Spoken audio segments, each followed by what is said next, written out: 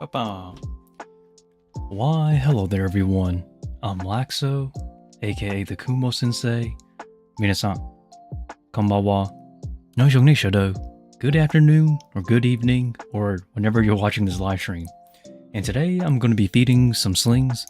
And the slings I'm going to be feeding today are some Acanthoscuria geniculata slings, and also some Poecilotheria ornata slings as well. So, this one may be a short stream, because when it comes to feeding slings, I really just gotta go as quickly as possible because it's slings. And since you have a lot of slings, you kind of had to go quick on them unless you want to spend a long time working on them. So, ikuyo, let's go.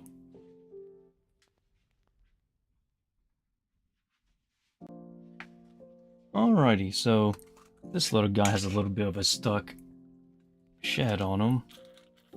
But this is essentially how I'm feeding these guys, or how I always do it. So usually, I know it looks like a lot of water, but if you're spraying, it's not a lot, I promise. But these guys are very tiny. You can see him right here. He doesn't want to focus. This little sling here is essentially the slings. And these are second install. So technically these are ready to be sold, but these guys are so tiny, I honestly do not want to sell them at this current size. So I'm hoping I can actually grow these out until they get about 3/4 of an inch. So about 2 centimeters ish. But these guys are all very tiny. They're so tiny you honestly would not be able to see them.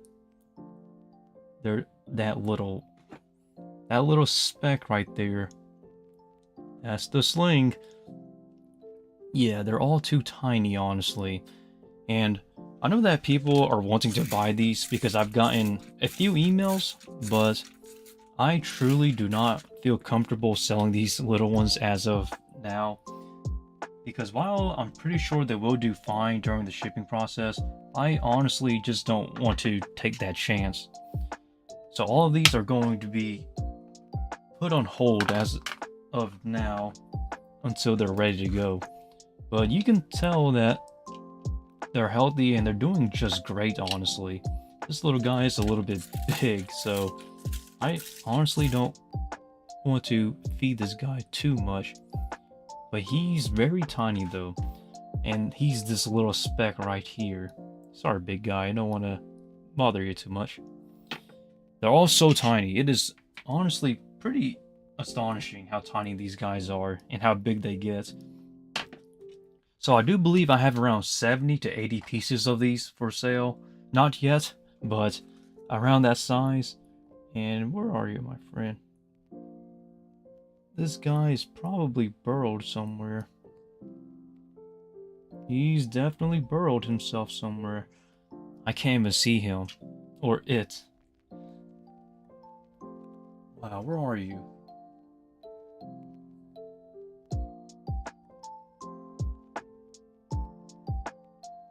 This little one is somewhere in here. I just don't know where he is. I'm gonna look for him in a bit.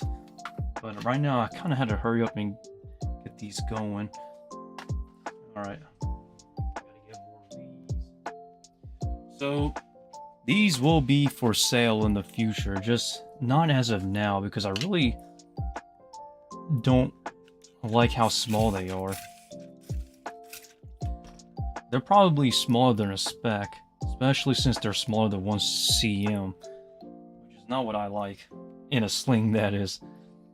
I like my slings to be slightly larger before I sell them.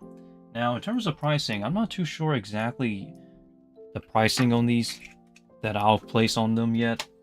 Maybe $15 to $20 as of now. But if you're watching this and you see these slings and you want to buy them as is, I'm sorry, but not right now. I will consider a wholesale though, but you have to make. But just you know, just send me an email and tell me how much you're willing to go for a group of 10. Now the pricing has to make sense to me though if you're buying through wholesale. So if you're offering a wholesale price, please let me know, and then we can try to work something out. and I'll tell you yes or no if you're interested in buying these through wholesale. Now, I think my female, she's getting bigger already. I don't know if that's her recovery weight or if she's going to drop a second egg sac. I hope not, but very tiny though for these little guys. That's why I'm not selling these just yet. These guys are extremely tiny. So I hope everyone understands that. So this holdback is not as future breeders or anything. It's really just because they're just very tiny. Now I did feed them one meal already last like a couple of days ago, a few days ago now. So so they have eaten one meal already. Now I don't want to feed these too much because they're slings, because slings can definitely get a lot out of one tiny piece of a mealworm. But these slings are all being fed cut mealworms as of now, and that's really all they're being fed. And this one has a little bit of mold coming in. Take that out. But you can kind of see the little guy in there though. He is a speck of dust in terms of his size. So that is why I'm not selling these Acanthoscurria geniculata slings yet. But they should be ready to go, I think, next year, I believe. But as of now, I just don't want to sell tiny slings to my customers or to anyone in general. I will feel bad. Unless you're responsible in terms of taking care of very tiny slings, then maybe I'll consider. But for the most part though, I really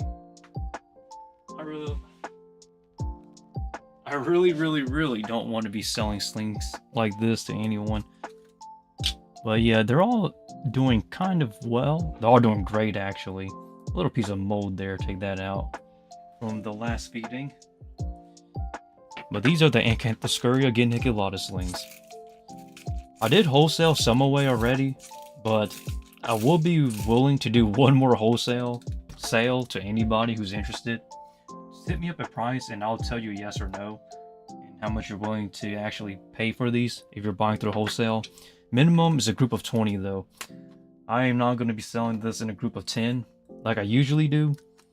Unless they're larger slings, then I'll consider, I guess. But for the most part though, for tiny little slings that you can barely see because they're so tiny, it's complicated, honestly. Now I do have to do some ornatas after this, everyone, so please understand that. Ornatas are actually kind of hectic to feed. So when it comes to Poecilotherias, I usually just try to go as quickly as possible on them because they're really quick to fly, if you understand what I'm saying. They do not stand still very quickly. Or for a while they don't stand still.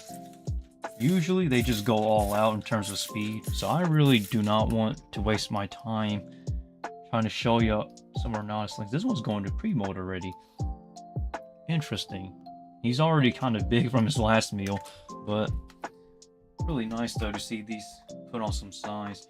Now if you're wondering what I'm using to feed all these geniculata slings, I feed them chopped mealworms.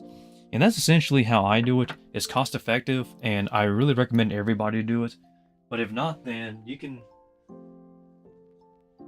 feed them some micro crickets, because that also works as well. I personally find that if you use micro crickets or very small feeders that are crickets, usually I throw them into the fridge to cool them off and basically kill them to an extent, then just throw them in and use them as feeders if I'm using micro crickets, because especially for these little guys that are smaller than 1/4 of an inch or smaller than 1 cm, like I cannot even see that. Like that's how tiny these little guys are. Very tiny. He's right here, by the way. But really, I just prefer feeding these cut mealworms because it's more effective that way to getting them to eat. Now, usually for slings of this size, I do not give anything live because they're just too tiny to feed anything alive. So really, anything pre-killed will work. Some people say you can feed like cricket legs and stuff. I do not use cricket legs because I find that when it comes to cricket legs or roach legs, there's like no meat on them bones, so I really don't use them. So I actually, man, I don't know if you can see, this is probably the largest one yet, and even then he's tiny. But I find slings like this to be easy to feed but hard to spot, especially if they start burrowing. I know that, like, I know that burrowing is a natural instinct of these little ones, but if you look at the size of this enclosure in comparison to the size of a sling, if it burrows, I'm not going to be seeing that for a while. So it's kind of a headache in a way. So I usually gotta be careful of where they are, or be conscious at least.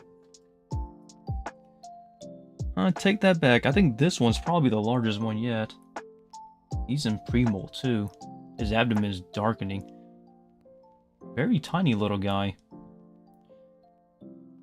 I know a lot of people ask questions, so I think this is the best time on this live stream if you have any questions, because I do still get questions through my email, but not very many on my live streams, which I personally find that if you communicate through the live streams, I can give you a much more in-depth answer, I guess. I did actually treat myself for my business by buying some tarantulas for myself, but I was very disappointed in what I bought, because not the species, because I've shown you the species already. I bought some more Ornithoctonus species Utaitani for myself. I bought a group of 10 just for myself through my own personal money. I still do work my personal job, everybody. So this business is not my main source of income. So essentially though, that little guy's the tiniest one yet. But essentially though, I bought a group of 10 for myself to celebrate the start of my business, Laxow Legacy. And essentially all of the 10 specimens I've bought were female. Now I was able to source a male for free, essentially, that was pretty much dropped in with the 10. And the reason why he's free is because he's basically a disabled male tarantula. So this male tarantula I've gotten is the only male I've ever seen, like, in person of the species, the Utaitani, the dancing earth tiger. And essentially, he's actually missing some legs.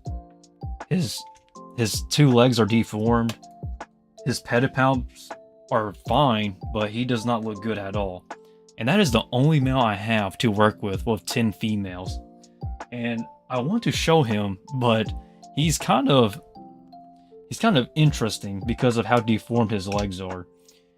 The question everybody always asks me is, can I breed a male tarantula if he has broken legs or something? The answer is it depends. Because if he's still mobile in terms of he can still move around, and if his pedipalps are still attached to his emboli, basically if he still have his sperm pouches, I guess, where he holds his sperm, his emboli, then he should be fine. So I will give him a chance if he does make a sperm web, but I promise you, he looks really rough. And he looks completely different, but that's mature males for you. But yes, though, I did order some more Ornithoctonus species Utaitani. I'm very happy to get them, but I was hoping that in that batch, I would get at least 1 male, but I've gotten exactly 10 females. So basically, if you do the statistics, I bought 20 Ornithoctonus species Utaitani, and of the 20 of them were female, and 0 were male. And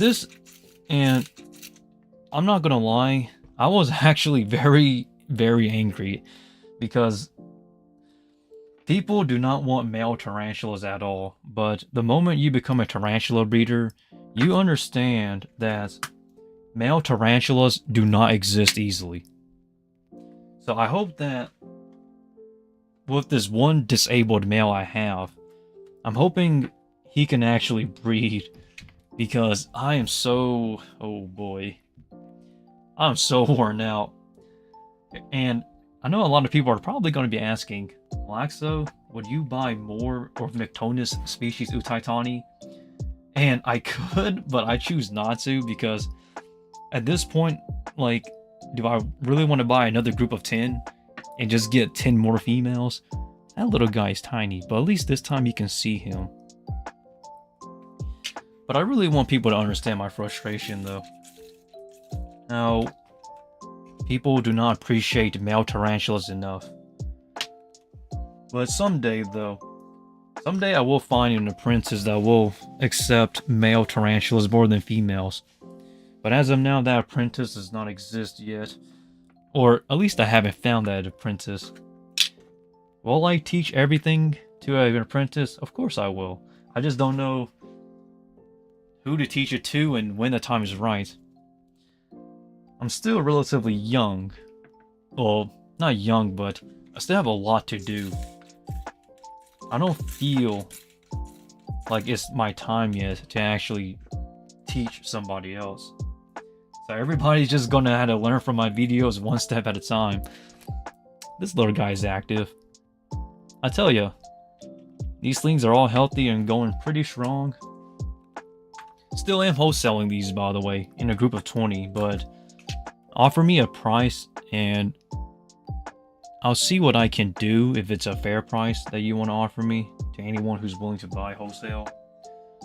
But just for clarification, I'm not selling any of these slings yet because they're just too tiny. Like, yes, I could sell them as is, like right now, but I really want to be sure that I sell them at a decent size. And trust me, the price will be fair. I'm still going to keep it at $15 at 3/4 inch, which is honestly a much better deal than most people offer, by the way.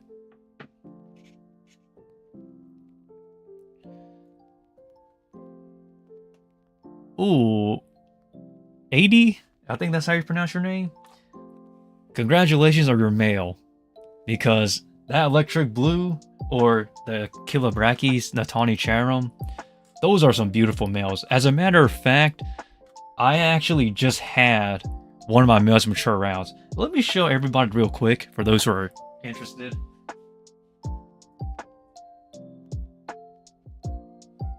So this right here is my Kilobrachys Natani Charum male.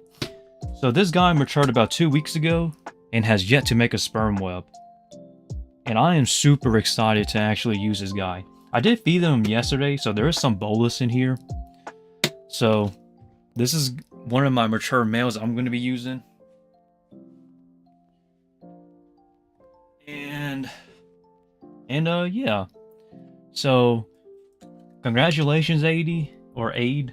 I don't know how to pronounce it, but I hope your breeding project goes well. Now, typically, I don't find it intimidating to breed at all, because I'm actually very good at breeding. I just get worried that since he's a disabled male, he might get eaten, but I'm very good at what I do, so I'm very confident that he has the best chances of coming out alive. If he doesn't, then I feel kind of bad. But I never actually bred this before, so it'll be interesting.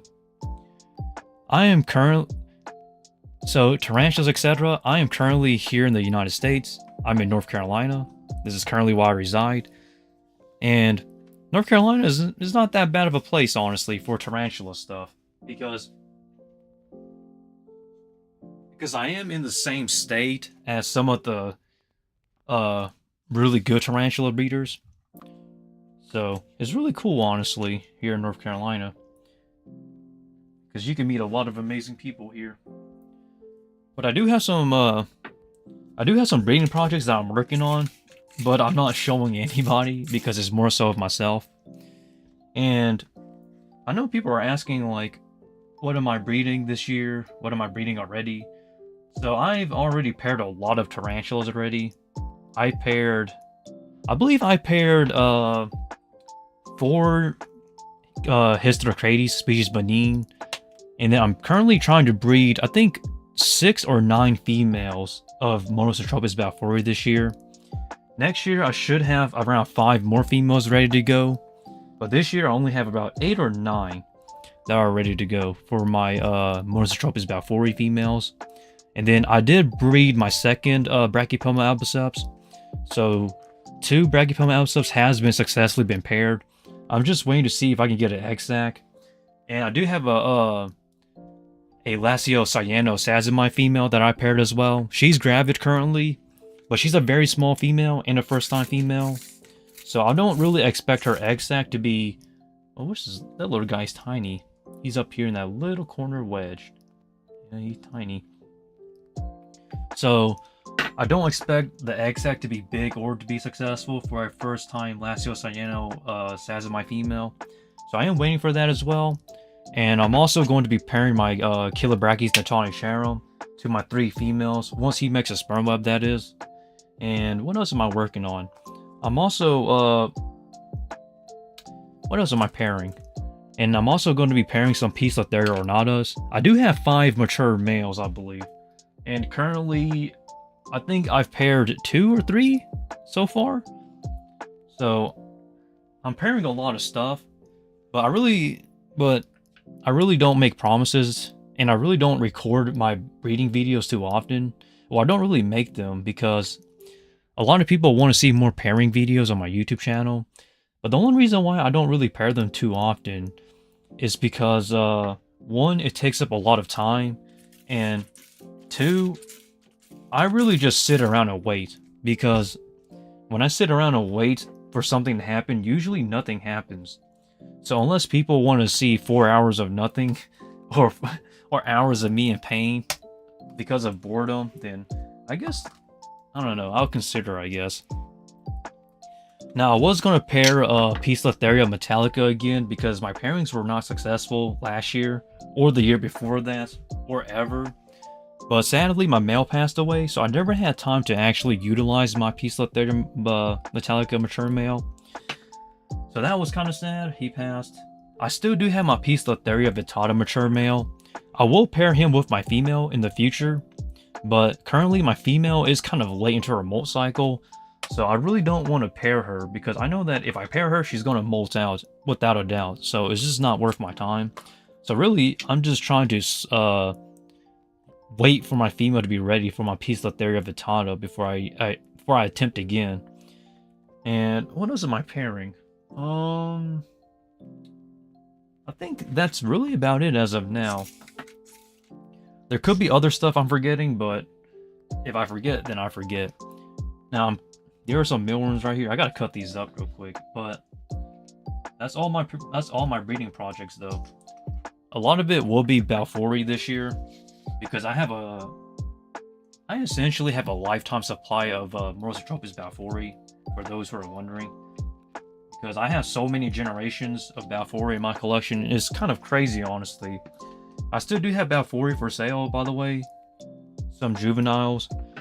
They're currently about... Get these bolus and stuff out. They're currently about an inch and 3/4 to 2 inches. So about 4 to 5 centimeters. So they're about juvenile. So there are juvenile sizes. And I sold 3. I still have 37 pieces left for sale for those who are interested. And the price will go up to $45 now because they're starting to grow relatively quick, which is kind of not what I was expecting, honestly. I don't know why they're just deciding to grow all of a sudden, but it means they're doing good though. But I have a ton of Balfouri though. So I have, man, sorry. I know you want to see these slings, but I believe I have... How many generations? Let me just show you some Balfouri real quick, because I have a lot to show everybody. I don't want to just be talking about Balfouri and not show you anything with it. Okay, so... This right here is a future breeder. This one here is a Balfouri female. She's 3 inches. But, so next year she will be ready to go for breeding. She doesn't look like 3 inches, but... Once she spreads out, you understand though. So I have a lot of Balfouri here. I have 6 lines. Hold up. I have 1, 2, 3, 4, 5, 6, 7, 8. I have about 9 different lines of Balfouri. So I do not keep... So I only have 1 Balfouri communal setup. Or actually 2. One is with the babies with the mom. I made a video on that. And then the others, well, I separated them because they were growing too big and I didn't want them to overcrowd. So I also separated some of my communals because I find that when I breed the females, they don't want to lay egg sacs because they're in a communal setting. Which I don't know why that is. It's just something I find interesting. Instead, they just molt out. How do you decide that a female Balfour is ready for breeding? Two things. Size and development of the spermatheca. If the spermatheca is fully developed, and if they're a good size, then usually I put them up for breeding. Now, I did... Sorry, let's get back to feeding some Geniculatus. But, this is a tiny little one right here in this little corner.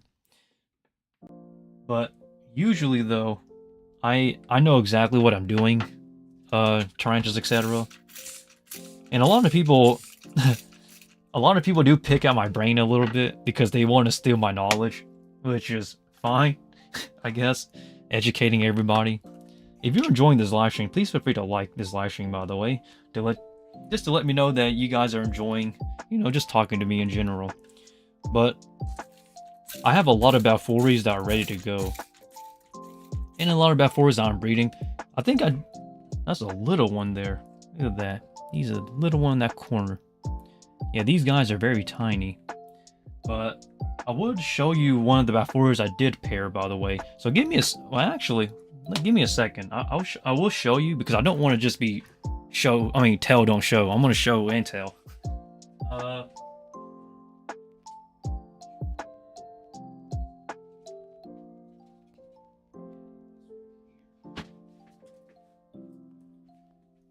So this Balfourie here, everybody, is one that I paired fairly recently.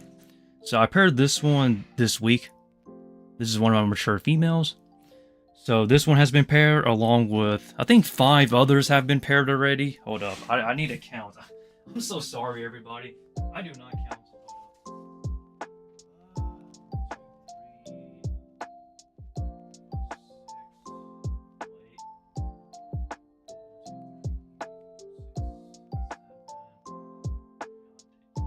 So I still have 7. Okay, so I did the math, everybody. So I still do have 7 more to feed. 7 more to breed. And this one here is ready to go, by the way. So this is one of my most recent mature females. And as you can see, she molted up here. This female is fully ready to go. But I'm not going to be breeding her in this. She has to be rehoused first, and then I'll breed in the future. What size cage would you recommend for adult P regalis? So regalis are actually relatively large. They get around 6 inches or a good amount of size. So really, I find that twice the leg span, for ideally twice the leg span. So times 2 times 1.5 of the leg span for length and width. So 12 inches in height, and then maybe 10 inches in width, ideally, for adult female P regalis. But for me, since I breed so much P Slotharia, I don't work with regalis anymore. But when I did, though, I just keep them in the gallon canisters. But really, I didn't keep them for long because I always rotated my stock back then. Even now, I still rotate a lot. And because of that, a lot of my inventory moved in and out. And this is not me trying to sound pretentious like I have a lot of females. This is me just trying to be transparent here, because I find it so interesting how people will just show breeding videos on YouTube, but not really give context of like how the breeding industry works, because you're always tied up and things like that. And then you have a bunch of people that are trying to reach out to you and trying to get you to help them, but I can't help everybody. Well, that is a... Where are you, my friend? Oh, you're up here. That is a tiny Geniculatus sling. But when it comes to networking, though, everybody, a lot of people do try to network with me because I know some things here and there, but I don't know everything. So I really want people to understand that as well. And so I do want to make this this clarification. So if you're looking for tarantulas and you're looking for somebody to source them for you, I am here for that. I do help people find some rare tarantula stuff if they're looking for it. So, but I do charge an upfront cost because obviously I have to do the work to find the tarantulas you're looking for you. So, I've actually located Birupes similroxigorum for people before. I've also located Ornithotognine species Vietnam silver. Those Vietnam silvers, man. I hate locating them, but I did find some for some people. But like I can locate some rare tarantulas for people, and then I'll buy it, and then you can just pay the upfront cost later or then to get it over with. So that way, you know, I can help out if I can if you're looking for rare breeding projects. But you have to make it worth my effort. Like I will charge for that. People need to understand that sometimes you can't get everything you want, but other people can. So you really got to get those people that can to help you out. And oh boy, people were trying to source me out for Birupes similroxigorum. Even now, they're still trying to source me for some females. I think they're like $100 a piece that I can source them from at cheapest. Unless you want to buy a female for $500. I mean, up to you, but hey, that's why I exist. I will help you get that discount. And try not to get you ripped off because I will find you what you're looking for. Now, the only thing I can't promise is that if I'm sourcing tarantulas for people, especially for anything that's rare, the only thing I cannot promise is the quality. You might get the tarantula you want, but it might not be in good health, or it might lose a leg, or it might be on its final days, as in it's a really old specimen that's going to die soon. But I can actually locate some tarantulas for people if they're looking for it. Because that's why I exist. So, if you're looking for starters, I really recommend, Tarantula wholesale stock, and then Zoological Supply, and those companies. Now, here's my disclaimer: if you're going to work with businesses that revolves around those type of stuff, you need to be a legal business. So you need your business papers available, so that way you can actually buy legally as a business, because they're not going to sell to you at all if you're not a business. So if you're not a business and you're just a regular hobbyist and you don't have any business papers or anything like that, and you're looking to source some stuff, I can look into it for you to them, and then we can probably get something hooked up. But a lot of people don't understand this because they don't know anything about the tarantula hobby. They think that you either got to import tarantulas or you just had to, you know, just figure it out on your own. That's why I exist.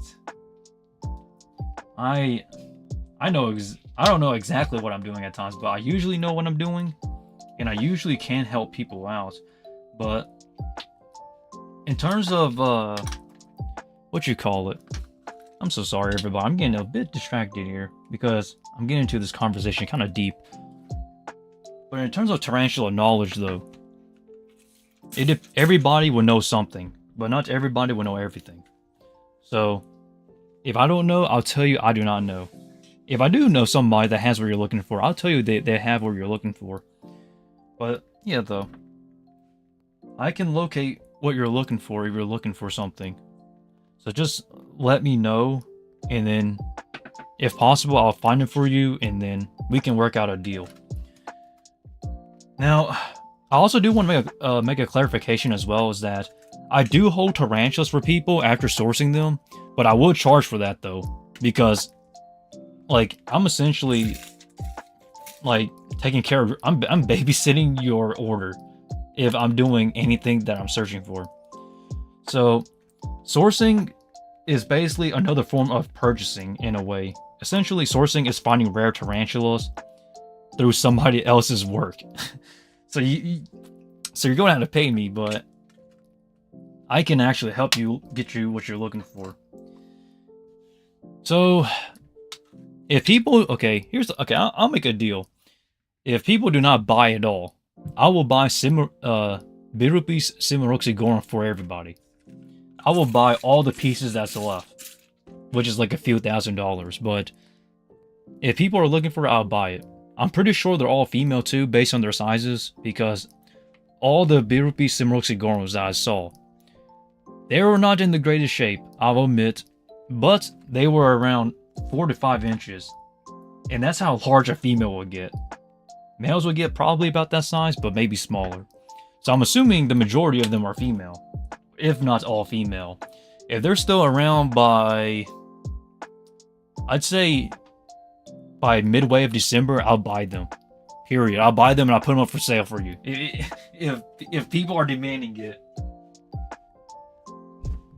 Because that species is so expensive, it's ridiculous, honestly. You can buy a female for like $400, but I can get them at $100 a piece. But that's just my job, though, honestly. I can do it. It may not be easy, but I'm pretty sure I can do it for you. As if the demand is there, though. I'm not going to be getting stuff if there's no demand for it. Now, granted, like I stated, I'm trying not to sell slings as well, because I really want to inspire tarantula breeders. Not just new hobbyists coming in, you know? So that's why a lot of the stuff I'm selling are usually juveniles or larger specimens.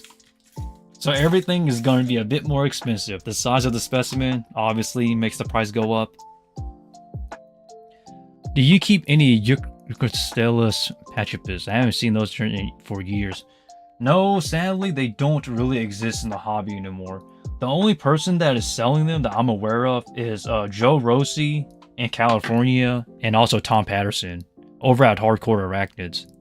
Those are the only two people I know that are selling them. That I'm aware that we're selling them.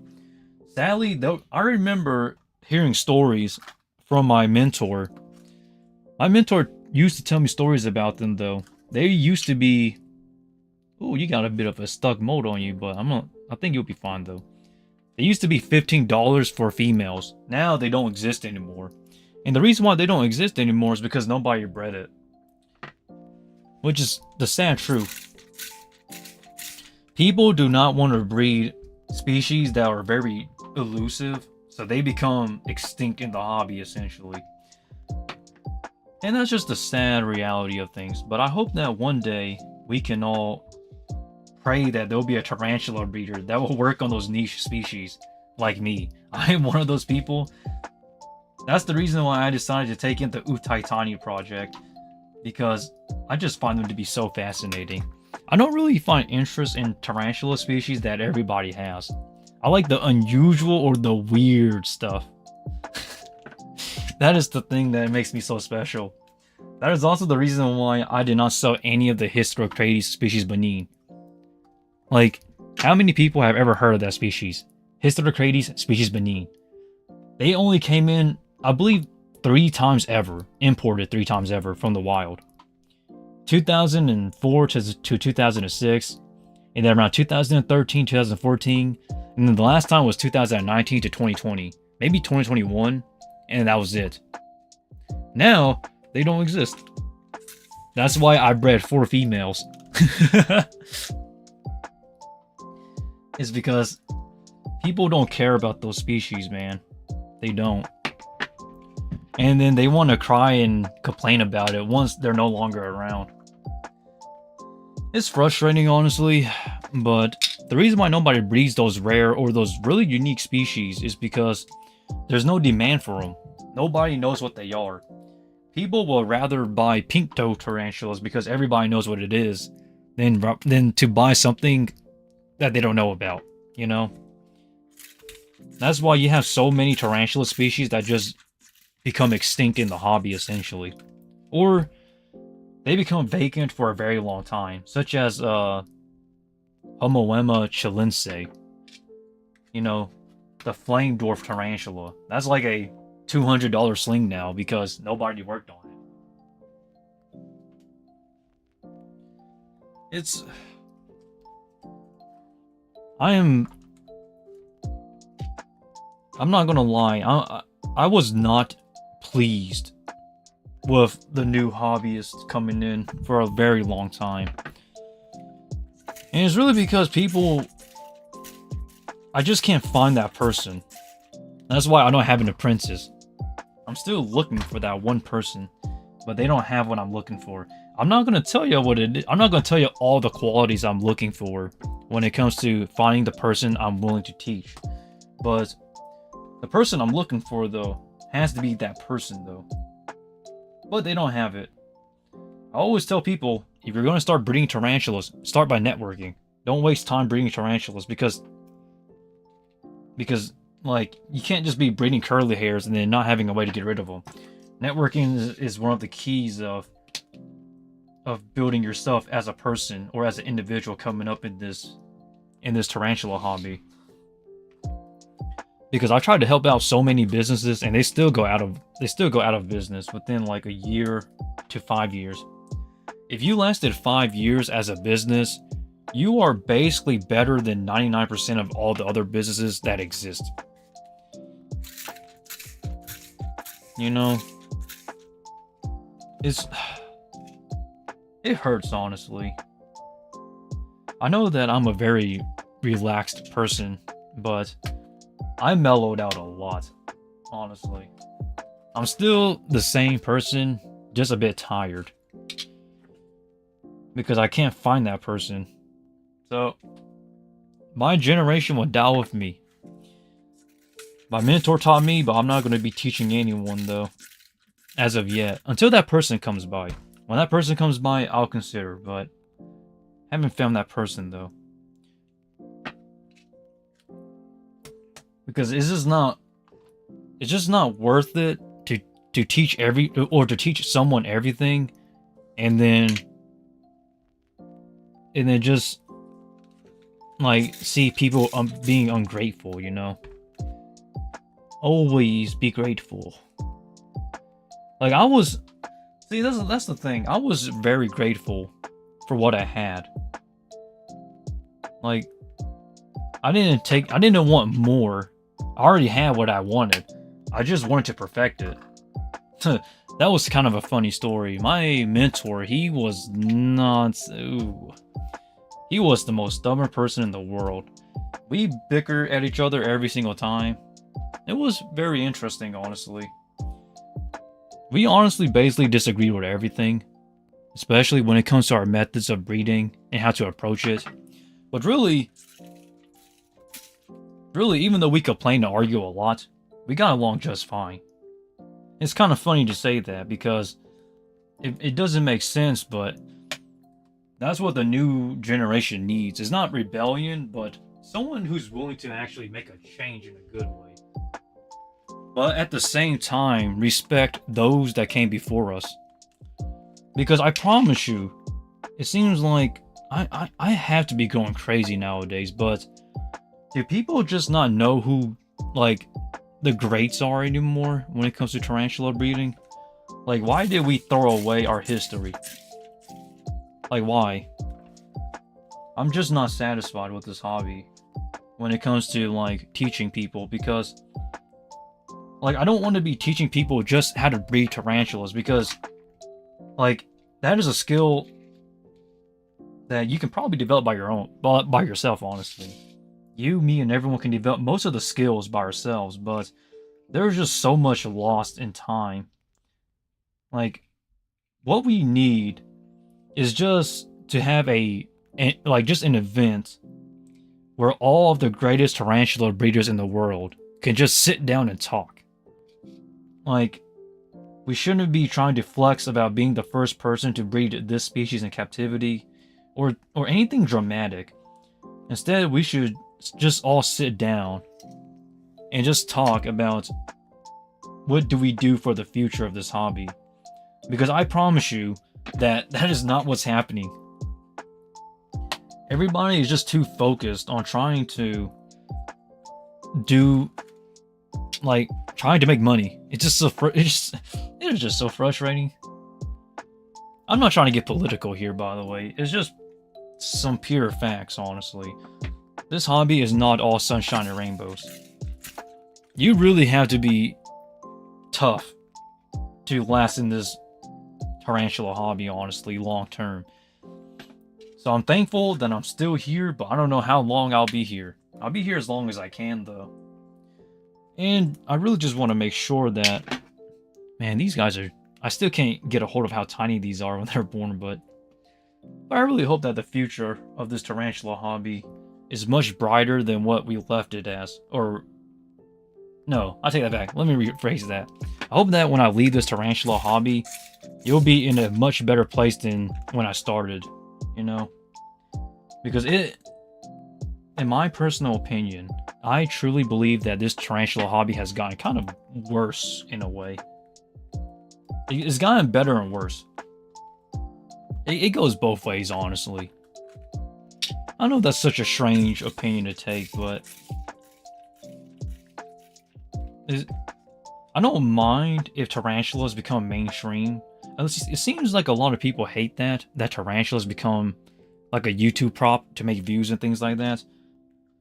But then again, there really isn't much other ways or any other avenues to actually, you know, get people into this tarantula hobby.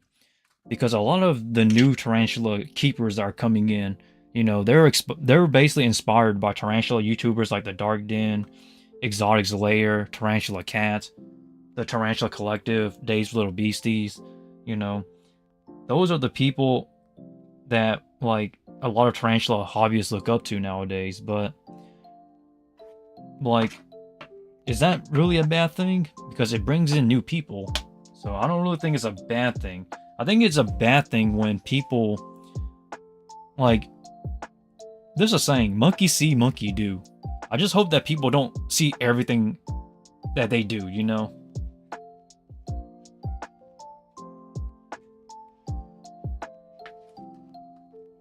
I'm a very, very lax person.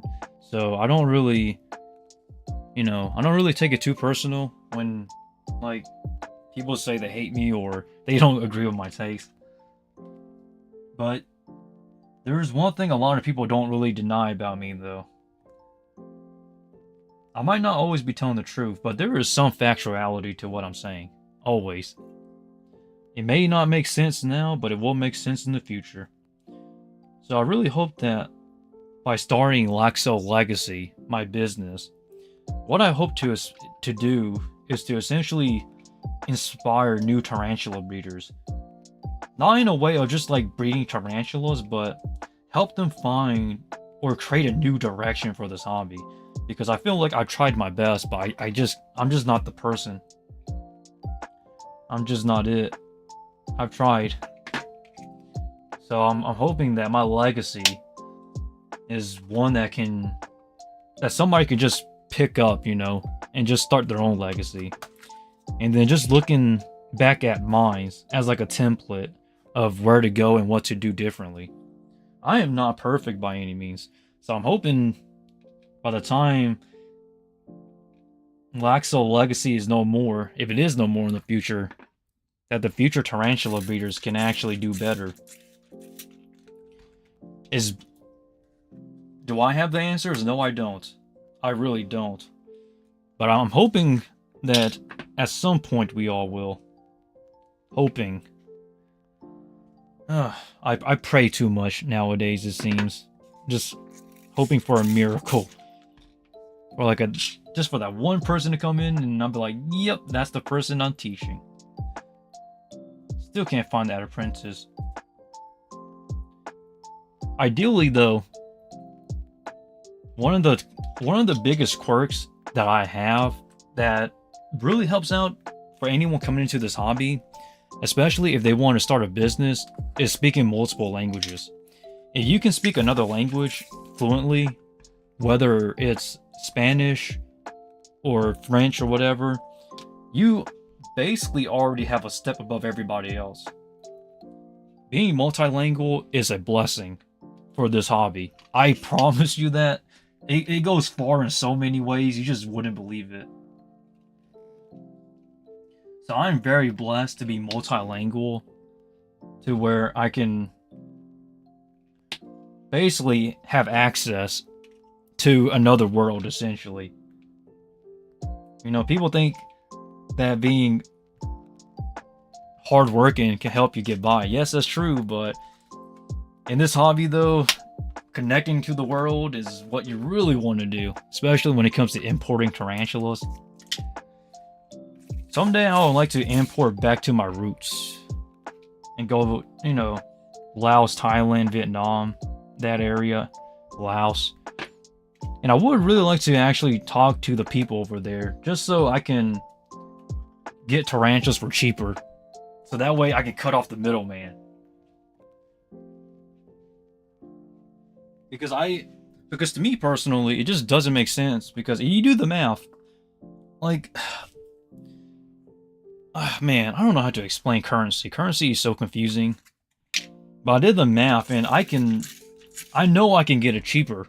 I just had to have the import licenses and the connections. Like, I just don't have that as of yet. But if I did, though, I know for sure I can get Asian species into the United States much more cheaper.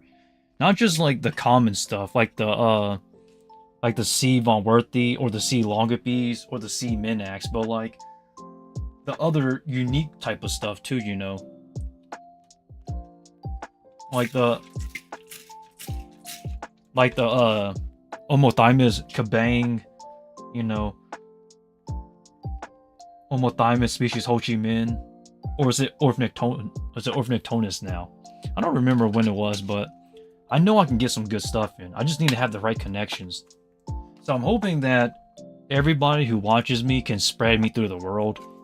So that way the right person can find me and then we can actually set some things up. Because I know what I gotta do.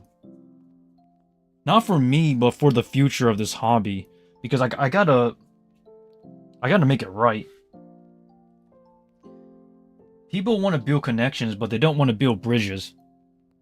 So that's why I really want to. I don't want to say I'm the person to build that bridge, but I'm hoping that I can start building the bridge for that connection. You know, I know I can do it.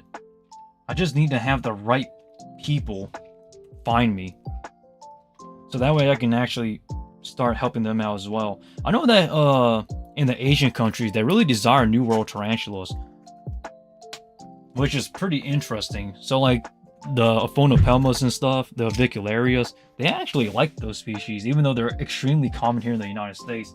So my idea of thinking is like, why don't we exchange, you know, our contacts? I'll send you New World tarantulas, and in return you help me find some of the lost localities of tarantulas in Thailand, Laos, and Vietnam. And Myanmar too.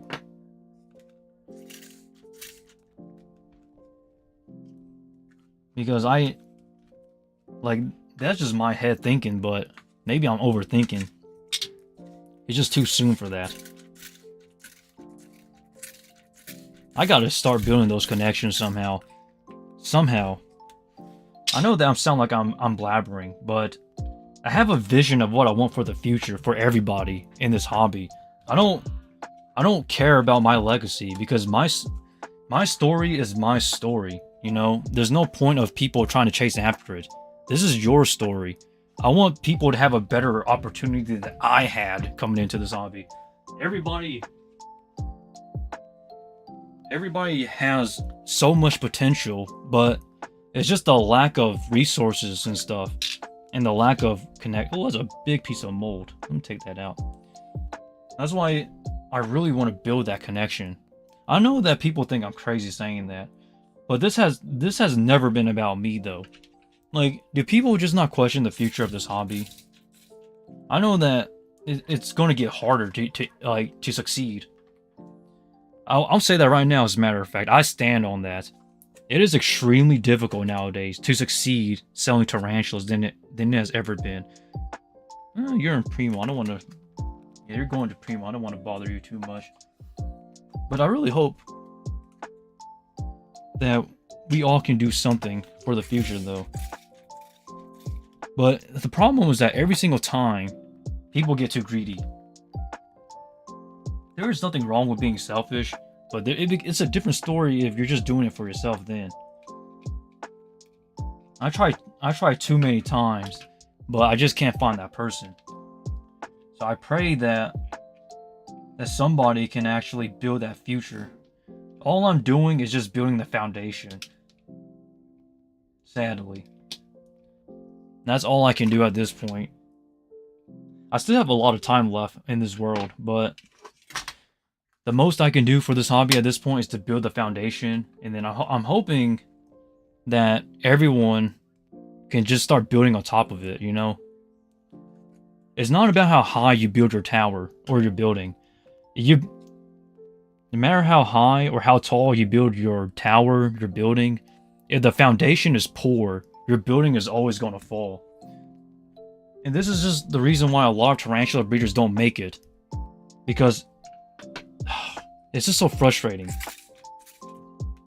Because I'm the person that's been there and back. Like, I know things. I don't know everything. I know some things here and there, but that foundation that people have is not that strong. You think it's strong until it starts being tested. But I'm hoping that whatever I do can become a foundation for those in the future to come. So they can just start building that tower without worrying about it collapsing on them. Because I am just a guy who's been here for too long, knows some things here and there, and just struggling. Have you ever bred or kept any macrotheli? No, I am not a big fan of macrotheli. I know that in Japan, they actually have some. And as a matter of fact, some macrothelis from Japan were imported, along with some hydropodas, some huntsman spiders from Japan.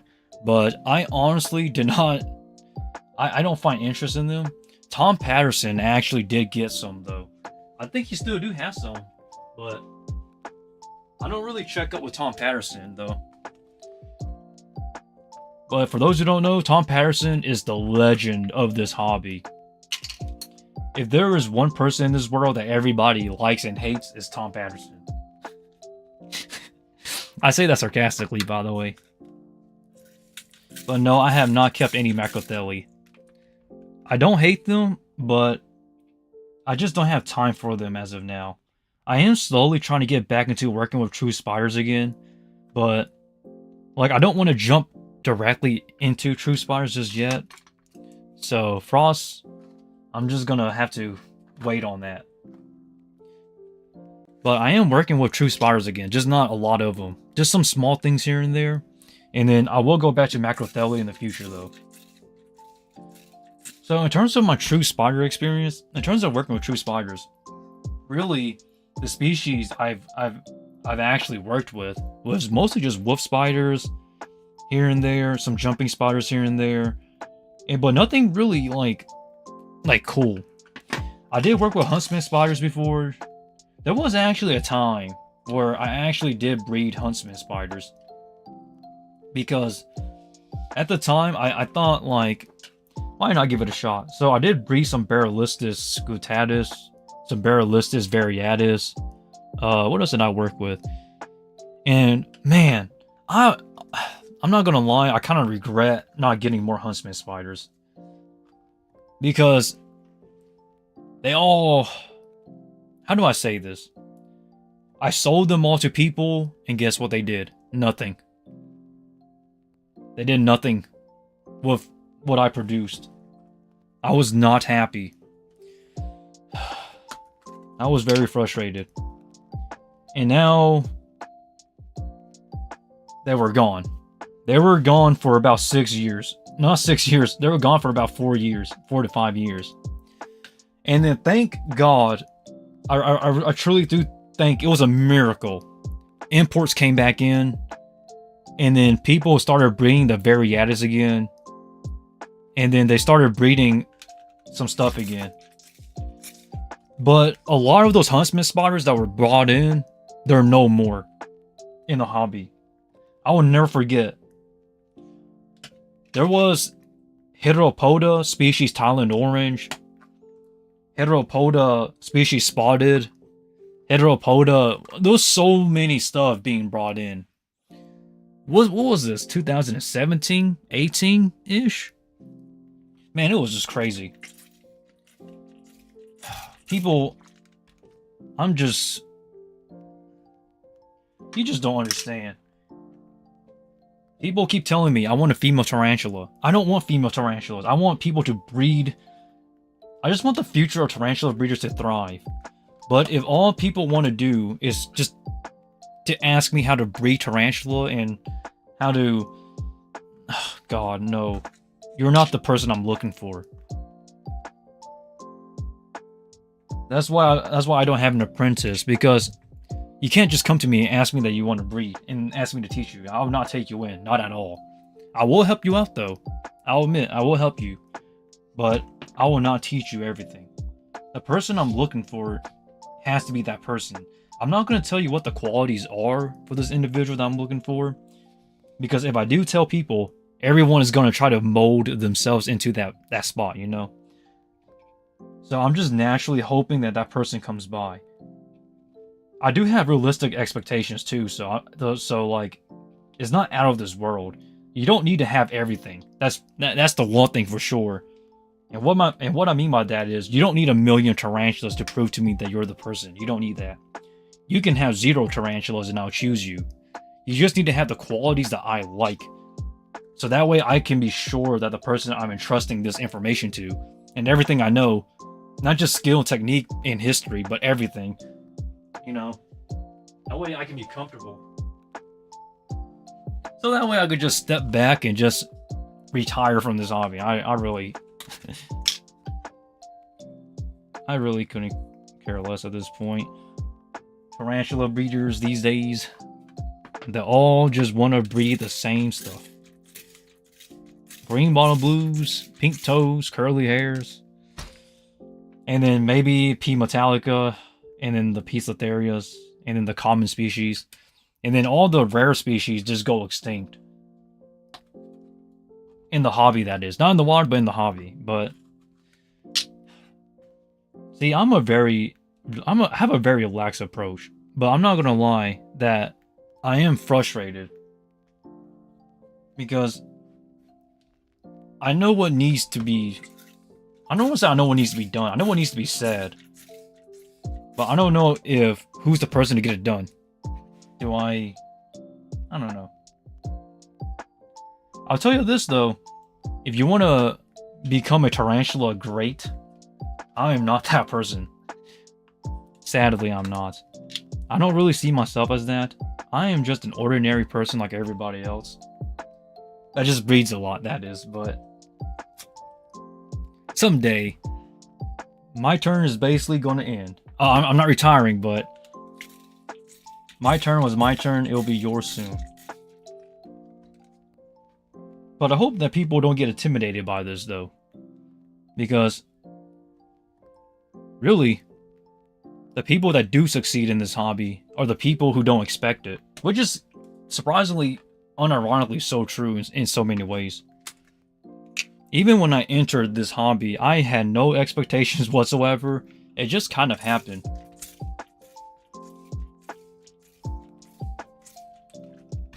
But I don't know.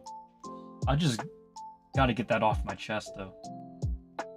Because I've seen so many amazing tarantulas come in. Amazing, not tarantulas, amazing spiders. Everything that's spiders, not just tarantulas. Huntsmans, you know, trapdoors, camel spiders, scorpions. A lot of cool arachnids come in, but because nobody works with them, they just kind of disappear in the hobby. And then you had to pray that in the next few years, people will start importing them again. So that way people can start producing them again, because nobody did. And that's why a lot of these species are no longer in the hobby. I mean, how many times have Kilobrachys species Aladdin been in the hobby? Like 2 times, and that was it. And I bet you the majority of people had never heard of that species. Kilobrachys species Aladdin. It was only in the hobby like once or twice ever in this entire history of this tarantula hobby. And nobody bred it. And then it went extinct. In the hobby, that is. And then look at Kilobrachys Catian. I think they came in only like once or 3 times. Nobody bred it. Now, there's none. It was just so frustrating. I wish I could have done it, but people just keep buying it before I can, which is the... I get frustrated about that too, believe it or not. Like, I always pray that if people do buy these rare species, or these very elusive species that rarely ever come in, I'm hoping they go into the hands of the right people. But for some reason, it's usually just a regular hobbyist that buys these rare species before I can.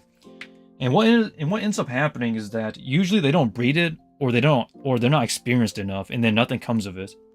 I'm not saying that they should all go to me. That's not what I'm saying.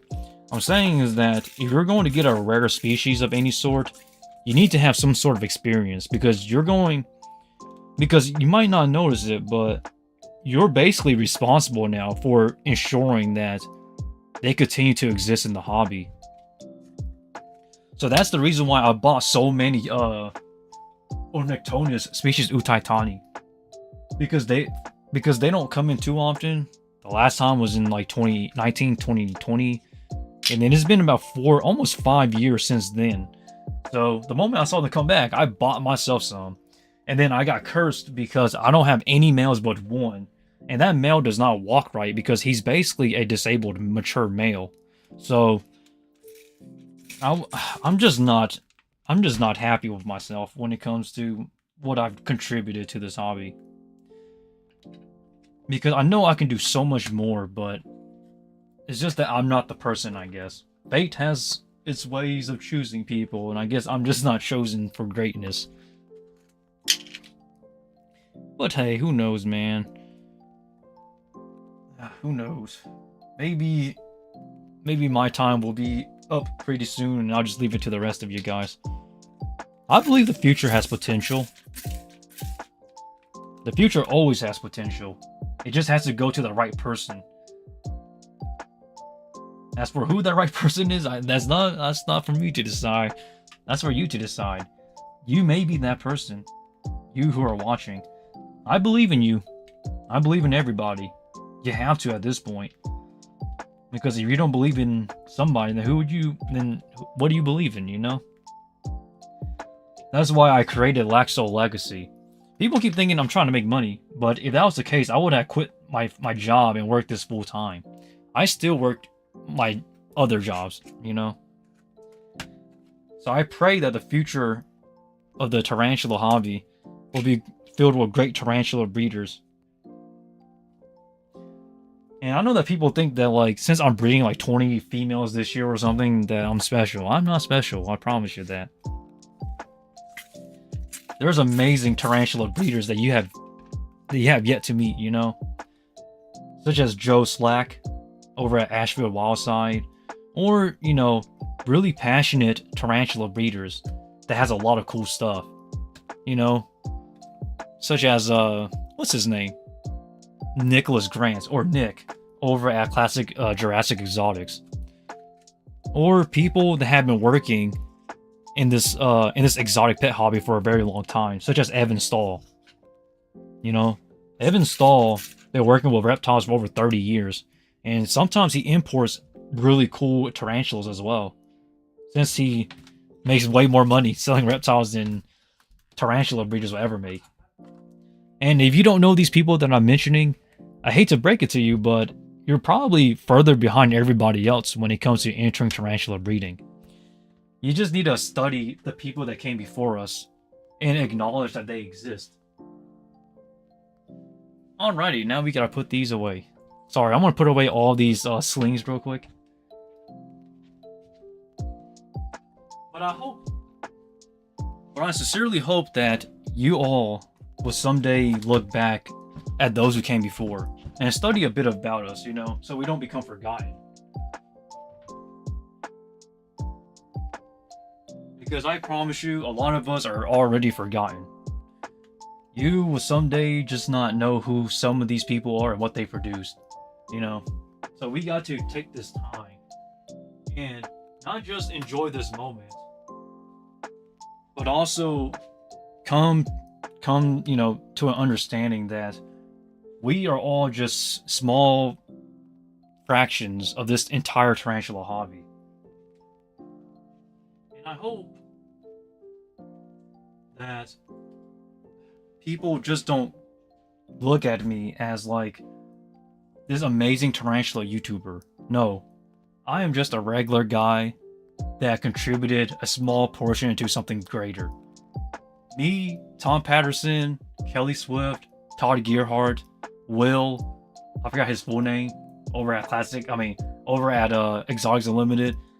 Everybody in this hobby contributed something.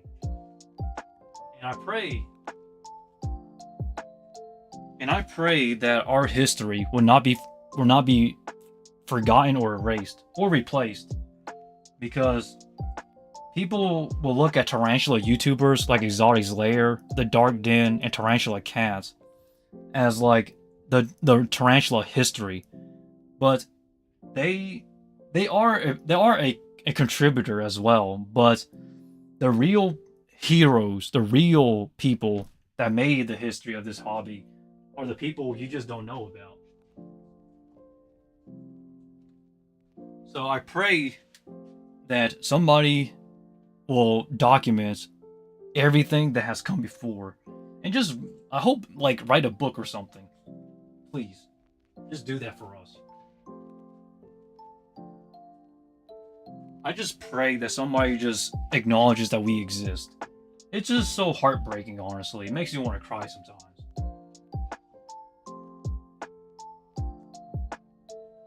It's like you work so hard on everything without even recognizing, because you did it out of passion. And then when history is made, it's just forgotten. We just take it for granted nowadays, honestly. Ugh, it's just so disappointing. But now we're moving on to the Ornatas, baby. And this is where it gets kind of hectic, so I don't want to open this too long, but we have some Ornatas here. So I do have 28 pieces left of these guys, for these Ornatas. But I am going to keep all of these, just because I need the bloodline. Well, actually, I'll take that back. I'm going to be selling 10 of these only. North Carolina sells only, by the way. So this is a ESA species, an Endangered Species Act species. And essentially, since it's protected by CITES, you can't really sell these across state lines. So I'm only going to be selling 10 pieces, only in North Carolina, $25 a piece. But that's currently the price I'm going to be selling these at. I know some people are selling these at $75 for a sling, now that the whole CITES thing's been kicking into effect and you can't sell them across state lines. But the reason why I'm selling them so low is because, one, I'm currently going to be breeding 12 females, I think. 6 to... Hold up. Can you give me a second, everybody? I need to count my females here. I'm losing counts. Hold up. 2, 4, 6, 8... Wait, 2, 4, 6, 8, 10, 11... Yes, 12, okay. Yep, the right number is 12. So I'm going to be breeding 12 females this year with my 5 males. If they don't get eaten, that is. I just need one good egg sac, just for bloodline, because I don't want my bloodlines to get too mixed. So for those who don't know, if you live in Virginia, Tennessee, South Carolina, North Carolina, or anything around the North Carolina area, I'd say the majority of all those Ornatas have my bloodline in it. Yes, my line of Ornatas. So I'm praying to God that that people don't inbreed by accident, because, man, that's kind of unfortunate. So just a heads up, if you actually do buy some of these from Exotics Unlimited, or the other businesses that are around that area, please note that they're my line, or have my line in it, because I am... Okay, how do I put this? I'm basically one of the only people producing Ornatas in my area here, around the North Carolina area. So I just pray that people don't end up accidentally inbreeding, because that's not good for the bloodline. But let us all hope for the best, right? Because I pray people don't... I really pray people do not get reckless on that. Whoops. Sorry, little guy. I can't be feeding you like that. So really,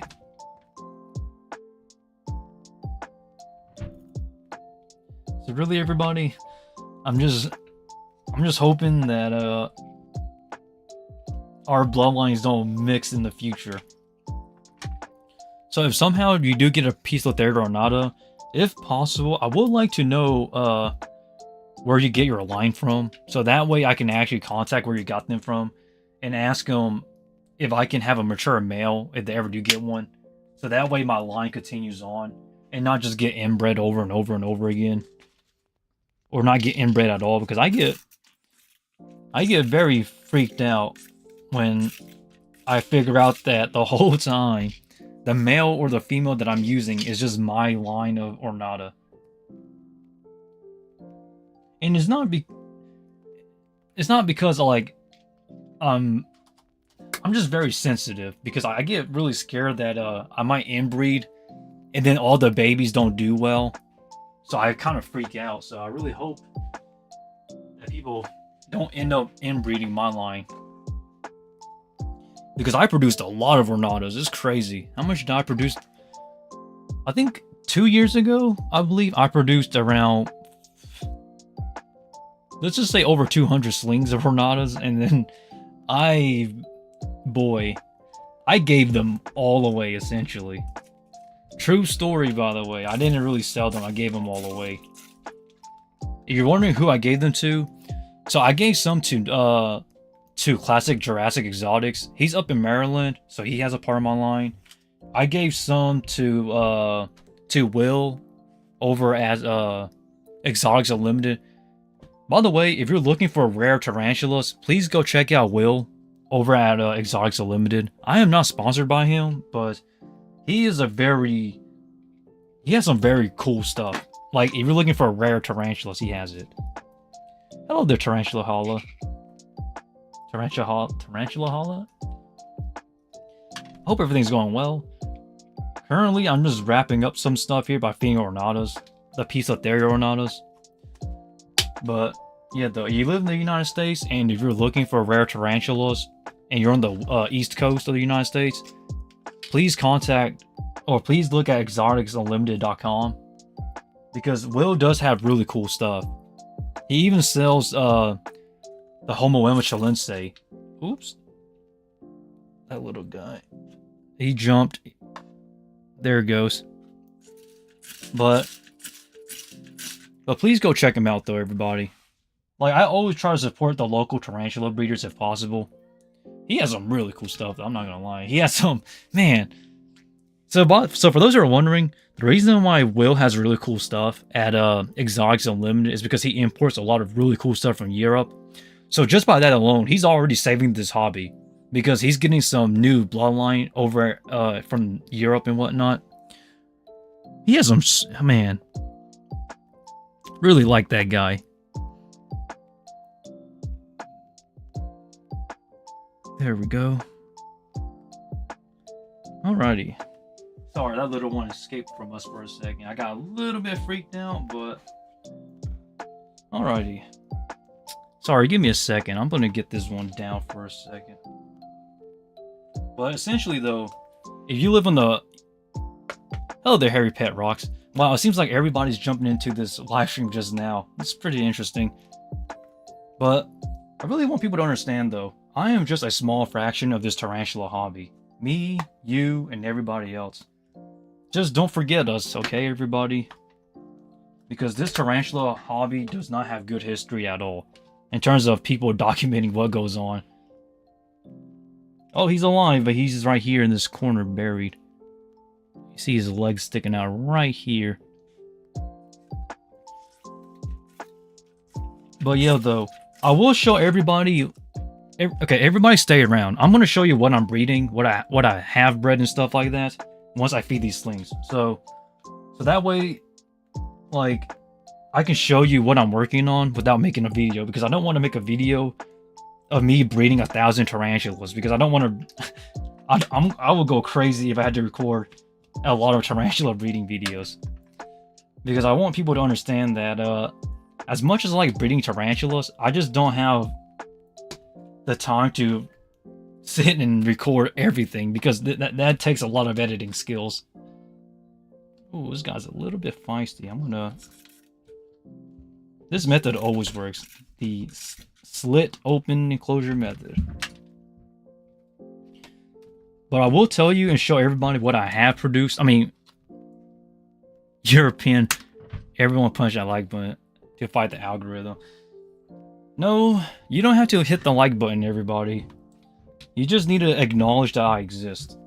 And that's really all I'm thankful for. I do not desire to become like conceited with just trying to get YouTube views. I'm satisfied where I am now. So whether this channel succeeds or not, everybody, just note that you all have been amazing. And that's all that really matters. Let's not try to just focus on trying to make YouTube work, because that's not what I'm trying to do here. I am just trying to do as much as I can for this hobby before I like take my leave at some point, if I ever do decide to leave.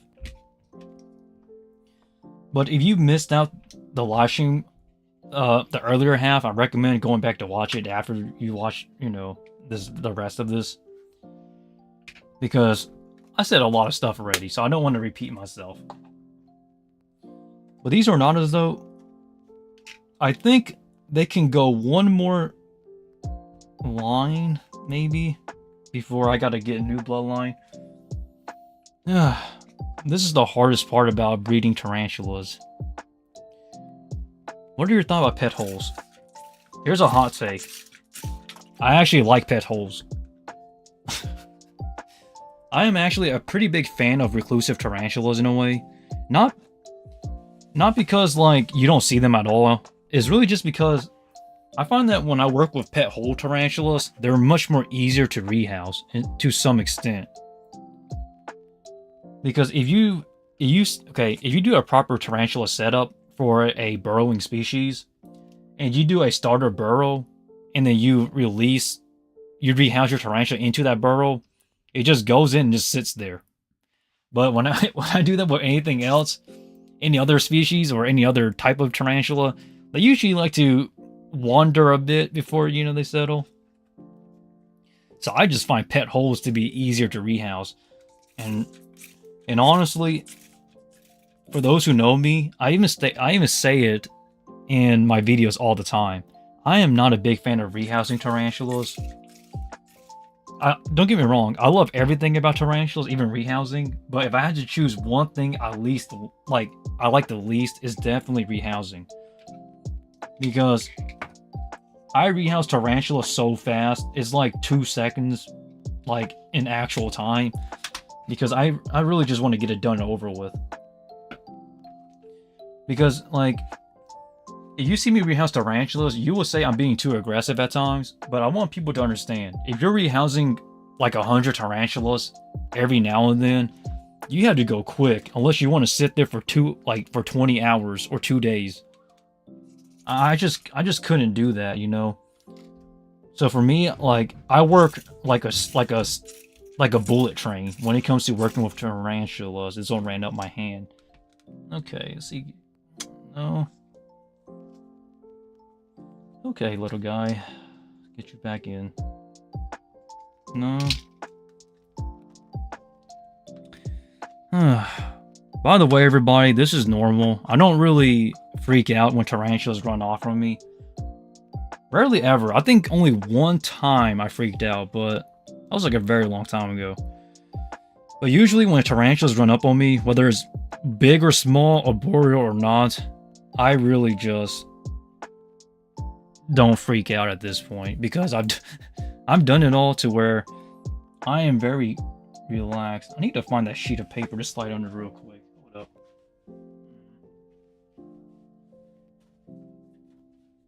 All right. There it goes. But there we go. But just a reminder though, everybody, I'm very used to tarantulas running away at this point. Tarantulas escaping. I've seen it all, done it all. I've even been bit. So if you're wondering, do I get scared when stuff like that happens? No. It's a true story. A very long time ago, I was packing away a Pistothera rufilata, and this specimen was about 10 inches in diagonal leg span almost. Well, I'm exaggerating, 9 inches in diagonal leg spans, which is about my hand all the way up to my wrist here. And this mature male Pistothera rufilata ran up my arm, over my shoulders, onto my head, onto my nose, down to my chest, and then back to my arm, and then back into its enclosure. And then I caught it, and then I sent it off to a breeding project that somebody had in California. But, yep, I've done everything in this hobby at this point. I just don't get scared anymore. So, whether it's breeding, rehousing, tarantulas escaping, tarantulas getting hurt, or me helping a tarantula that has mites, I've seen it all, I've done it all. I just don't freak out. So, my advice, stay calm. Stay calm, and really just don't overdo it. I feel like if you overdo things, it really makes it worse. So just keep it as simple as possible.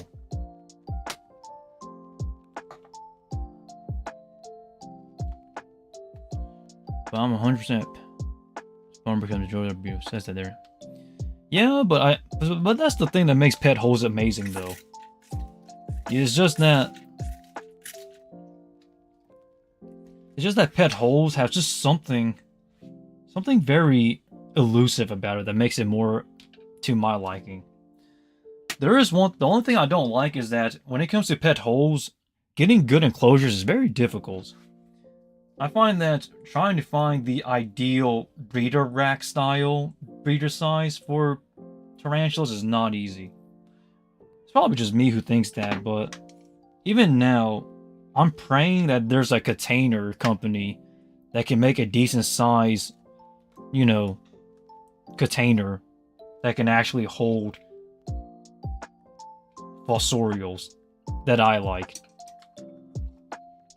Because I promise you, man, if that was the case, my breeding rack will look so much different. And this little guy's buried. Great. Guess we won't see this guy. That's a piece of Therias for you.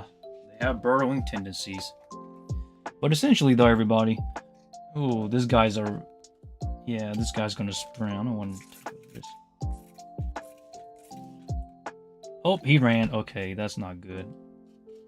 I just need him to. Come on, little guy. No. There we go.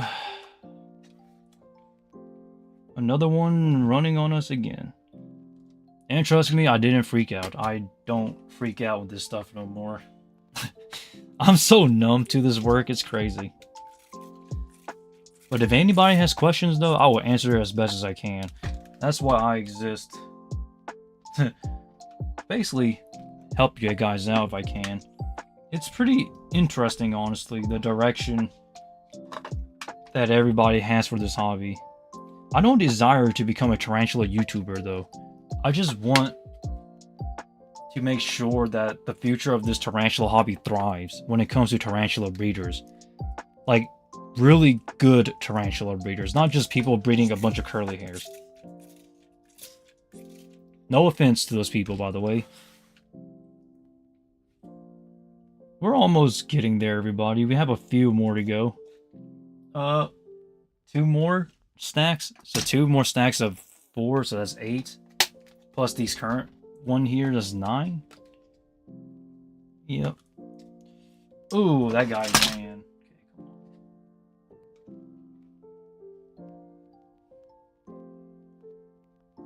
Oh, he's on my foot. Great.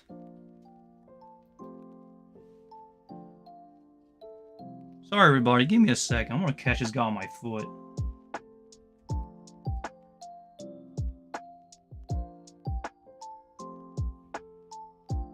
Oh, this is not easy.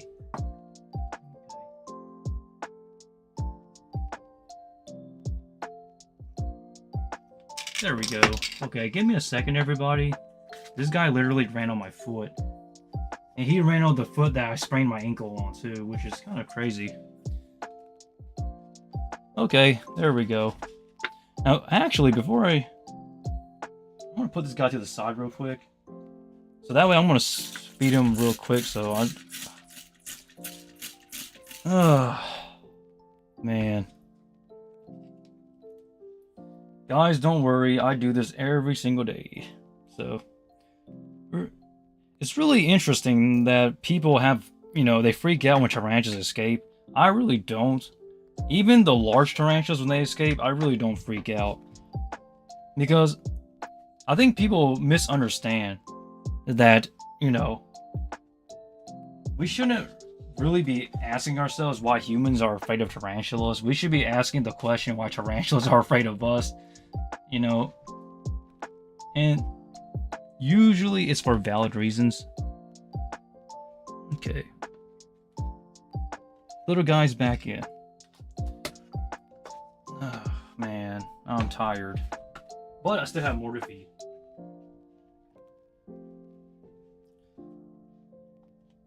Okay, everybody. I will show everybody some stuff. Hold up, everybody. Once we get done with the slings, I will show you some breeding stuff that I've bred. Some things I'm working on and stuff like that. So, if you want to see more tarantulas other than just slings, just stay around. Because, I don't want to make, breeding videos a lot. Because then that's going to be, the next...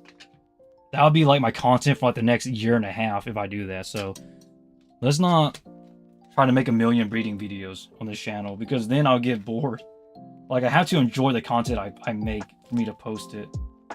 So what I'm going to do is I'm going to feed these slings, and then once I do, I'll actually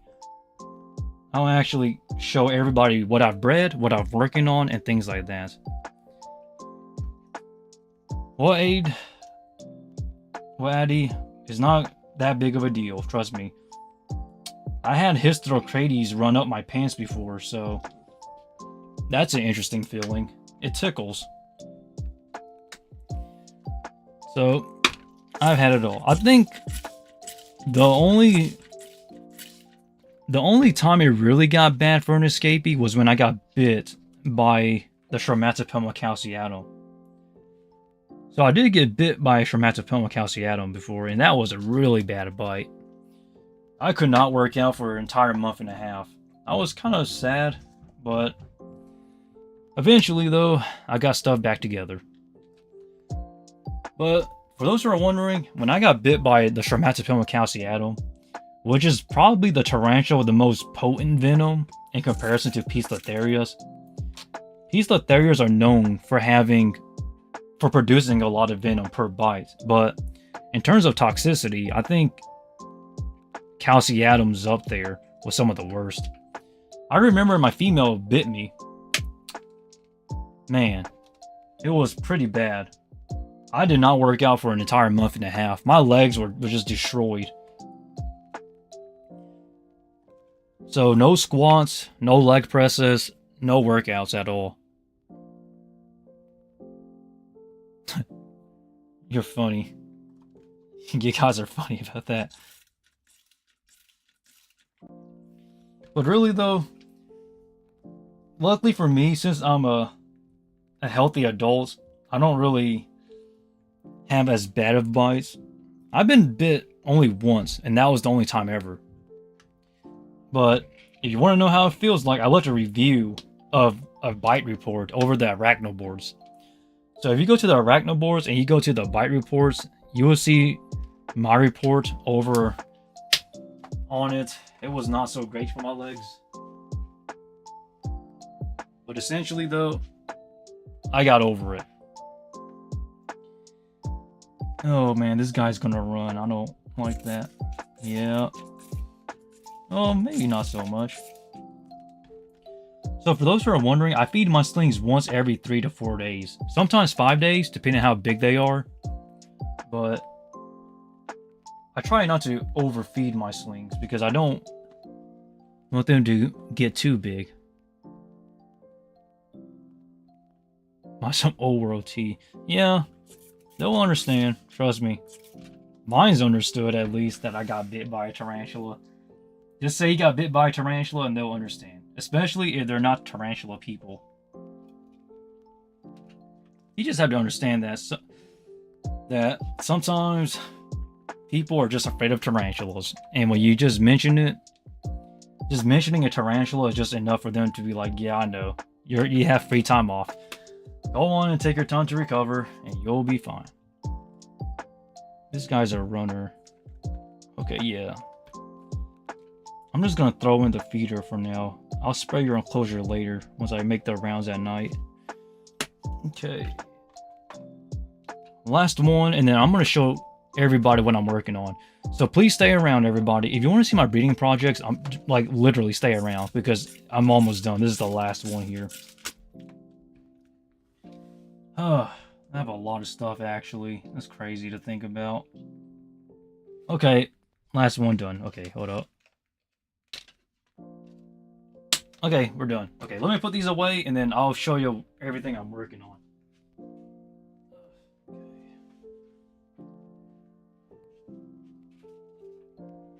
Sorry, everybody. Give me a second here. I need to put away all these ornatas. Because that's like a lot of ornatas. Well, not a lot, but this is a small chunk for our future breeders, I guess. Oh, 10 pieces is for sale, by the way. Only in North Carolina only, though. $25 a piece. They're the Laxow line, so people don't even breed. Okay. Let me show everybody...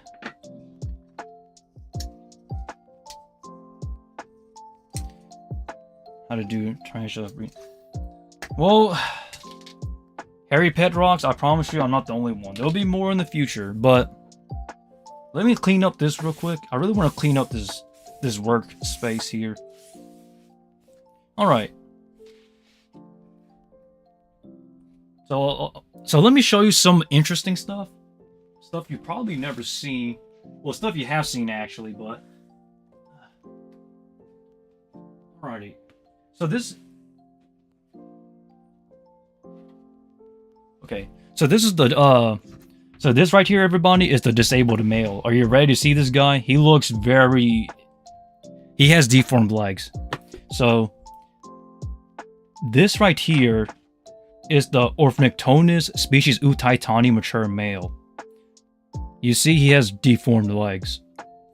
But this is the only male that I could get. Yeah.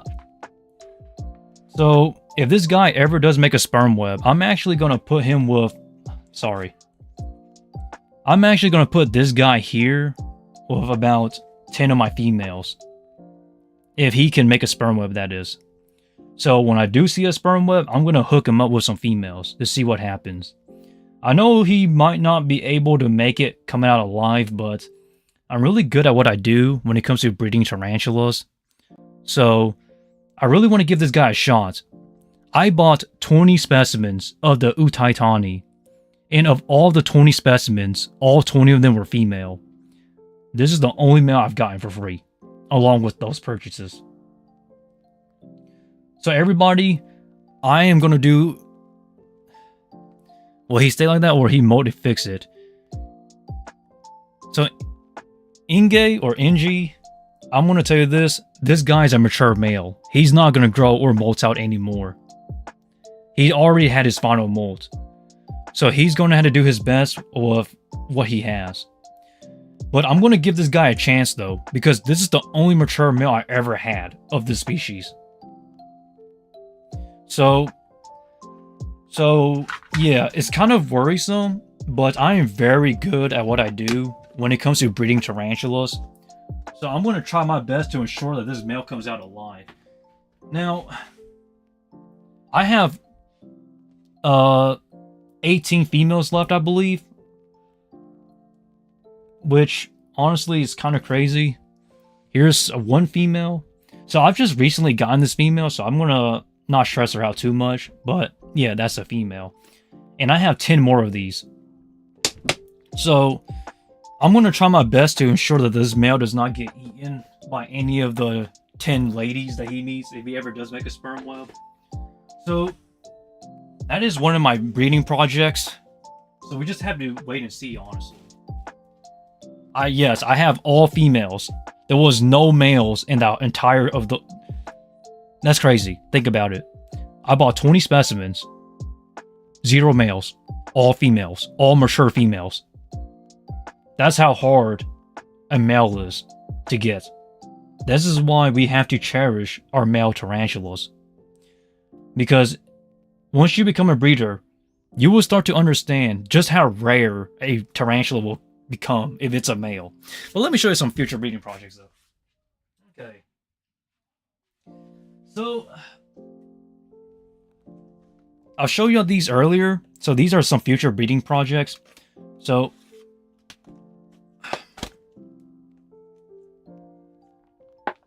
oops. Sorry, okay. So this one right here is a Balfouri. So this one will be ready for next year. And I have another one here, another one here, and I have a ton more actually. Hold up. These are more future breeders. So this one comes 2 years from now. This will be ready 2 years from now. These two will probably be next year. Hold up. Let me show you some more Balfouri. These are for next year. These are for next year. Okay, let me show you some more Balfouris real quick.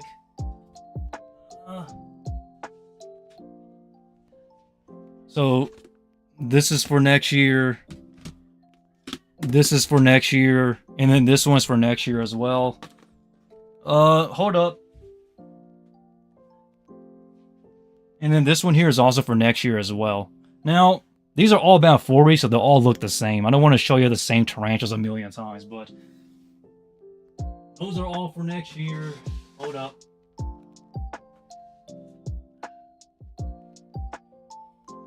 Alright, give me a second real quick.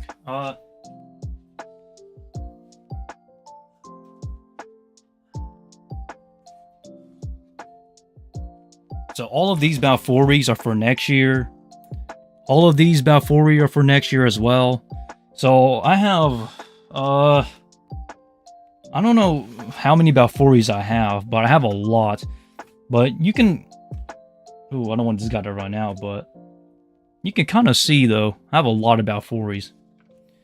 But these guys are growing so fast, it's ridiculous. I can't, sometimes I can't keep up with their sizes in terms of documenting them. I usually document the sizes, but in this case, they're all growing so quickly, I just can't do it.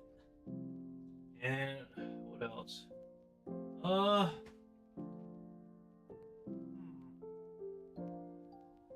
have a bunch of stuff too. Let's see. Give me a second.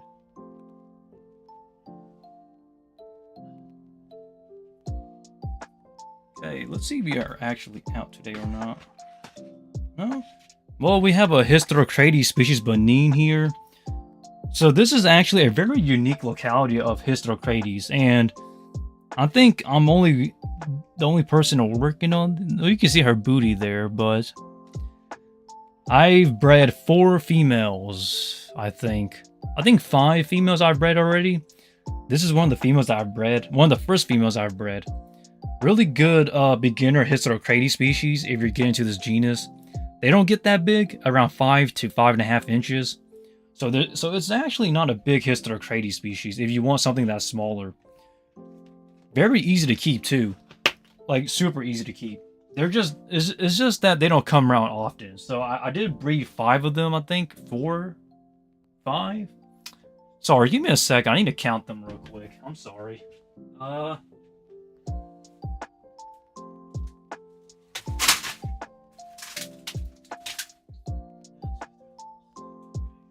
6, 7, 8. Okay, so I counted. So I bred 4 so far. 1 needs to be bred because the male didn't do his job. He kind of just gave up and walked out. And then I have 2 more females that'll be ready in a little bit. And then 1 could go either way. So 6 Hysterocrates species Benin. Now I'm breeding Balfouris. I already show you guys some Balfouris, so I don't want to show you guys more of those. What am I working on? Okay. So I am going to breed this at some point too, but I'm just waiting for the male. So this is my mature female. Peronochilus marinus Mikumi locality. So this is my OBT, by the way, everybody. This is my Mikumi locality. So this is actually another region or another locality, or some people will say another color form of OBT. Very hard to get a hold of nowadays, but luckily I do have a breeding pair. So I'm waiting for my male to mature around. And once my male does, I believe he's penultimate, I will try to breed this. Now, here's the kicker. If I produce species, I think I'm going to keep every single one of them. Because the last time somebody produced them, nobody bred them, and then they pretty much disappeared from the hobby. And then about a couple to a few years ago, people imported some from Europe again, so I'm not gonna sell off the babies because I want to ensure that they all thrive. And let me show you something else real quick.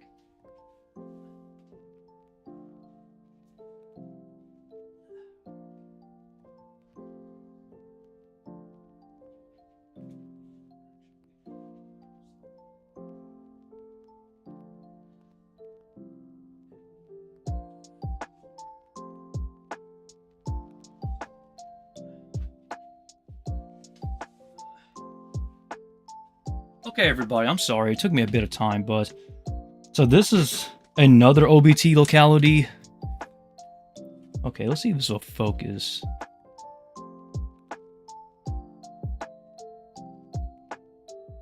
There we go. So this right here, everybody, is basically my OBT. This is the Tete locality. So this is essentially another color form. And I will be breeding this one as well in the future. I have 3 males. I am so glad I have 3 males. Oh my god. I am happy that I got 3 males and 1 female. I take that any day. I would rather have more males than more females. Because, oh my god. I am so proud of myself for that, honestly. But this is a future breeding project as well.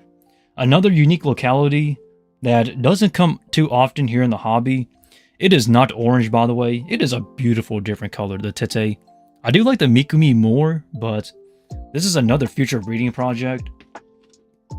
So, 2 different localities of OBTs are my future breeding projects. I don't know when they'll be ready.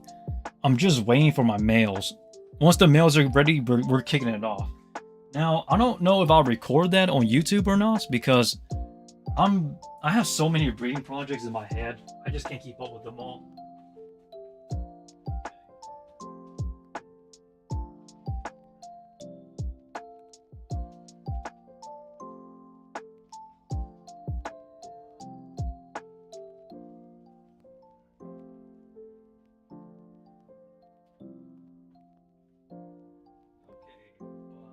Okay. So I do have some some more Balfours as well. So here's another mature female Monosotropis Balfouri. I actually have a lot I gotta breed. I still have 7 more I gotta breed. 7 more females to breed. Honestly, I'm super tired because I don't want to be breeding these, but I have to breed them. Oh my gosh, so much work. I'm sorry, everybody. When you're working with so many tarantulas, like, keeping up is, like, not easy, I tell you that. But this is another mature female that's ready to go. I don't know why the live stream makes them look so small, but she's about 4.5 inches in leg span. This one has just been rehoused along with the other 2 I have. I think I miscounted now that I think about it. Hold up. Sorry, give me a sec. I'm going to look back and count. Hold up. 1, 2, 3... 4, 5, 6, 7. Yeah, I still have 7 more to breed. So we have 7 more Balfours to go. And Ornadas. I don't want to show you my Ornadas because they're very shy. That's the reason why I don't want to show Ornadas, because I gotta breed them too, but I don't want to freak them out more than they need to be. Okay. So let us recap what I'm breeding. I've bred 2 Brachypelma albiceps. I have to breed the rest of the Balfours, which is going to be around 9 specimens total. Then I got to breed. I bred 5 of my Hysterocrate species Benin, but I got to breed 2 to 3 more. And then I'm going to be breeding my OBTs in the future once the males mature out. And then what else? And then I have a Laxow Cyano Sazimai, a Brazilian blue female. She's grabbed currently, but no exact yet. I'm still waiting for that. And then I got to breed 12 Poecilotheria ornatas. That's going to be fun. And hold up, let me show you some Poecilotheria stuff real quick if I can. Let's see. These will be ready to go for next year. So, and there he goes. He's hiding now. But I do have some Poecilotheria striatas here. I don't know if you guys can see him, but I have... Sorry, let me count my specimens. I apologize. 3, 6, 9, 12, 15. So I have 15. So I have 15 specimens currently. I believe 3 are female, the rest are male. And then I still do have some other mature female striatas. Hold up, let me count them as well. I don't remember. 1, 2. I think. Okay, hold up. I believe it's 5. So I believe I have 5 adult Poecilotheria striatas. So this is another future breeders. I am tired of breeding Poecilotherias at this point. It's funny how my history coming up was being known as the Poecilotheria guy, but I'm just ready to put that aside at this point because I have so many of them. Okay. And by the way, everybody, I do plan on breeding these as well. Some Neoholothella Insei. So I have around 20 females. So yeah, she's a pet hole because I just spooked her. But I have 20 females, I believe, that are ready. 20 females. Well, why am I gonna breed them? The question, okay, here's the question about the Neoholothella Insei. I can easily mass produce them to the point where I can produce maybe 20 sacks. Maybe 50, oh yeah, maybe I'm exaggerating. Hold up. No, I'm right. About 20 egg sacs if I wanted to. So, this one's going to be a side breeding project. I can't, no. So, this will only be a side breeding project if I decide to go for it. So, 20 females ready to go. If anyone has a male for a Neoholothella Insei, maybe I'll consider doing a loan. 50% on the first egg sac split, and then for the rest, I'll do like a 10% because I don't want to get ripped off, like getting half of all my egg sacs, because then that wouldn't make sense. But pretty interesting, honestly, how much stuff I have. Not really though, but you understand that. And then, and also the Kilobrachys. Hold up, let me. So I don't know. Okay, I'm gonna show the Natonic Charon real quick. So this is my second male Kilobrachys Natonic Charon. He's right here. But so this guy is a future breeder as well. I do have 3 females that are ready to go and 1 mature male. So I have so this is basically my backup male, just in case if like my first male breeds and then the females molt out and he passes away. This guy is going to be the backup male. Now, I really love Kilobrachys Natonic Charon. I don't know if I'll be successful because the last time I did get a good pairing, but the female molted out and the male passed away relatively shortly after. So that's going to be a second attempt essentially at this point. I am very good at ensuring males come out alive. It's just that once that happens, after you're done pairing, anything is on the table. Anything can happen. There's so many variables. So really, I've just got to pray that my females don't molt out if I do pair them. But I really hope that people understand that I am busy, but I am tired at the same time too. Because this is my work. My secondary work, that is. And I still do work my jobs, by the way. This is more of a side business.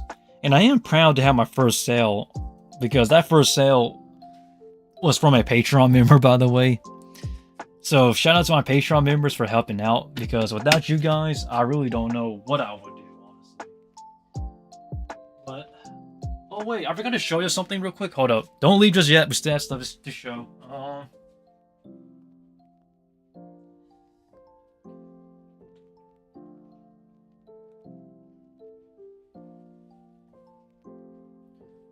Okay, so this is kind of a disappointment, but so this right here is a Harpactira pulchripes. I've actually bred 3 females, and I think they're all molted out but this one. But this female is going to pre-molt, it seems, so I'm going to need to find a new male again. But yeah, that's a future breeding project here, everybody. So if you're wondering what happened to my Harpactira pulchripes project, really what happened was the females all molted out, because that's just how things work at times. Which is kind of sad, but it happens.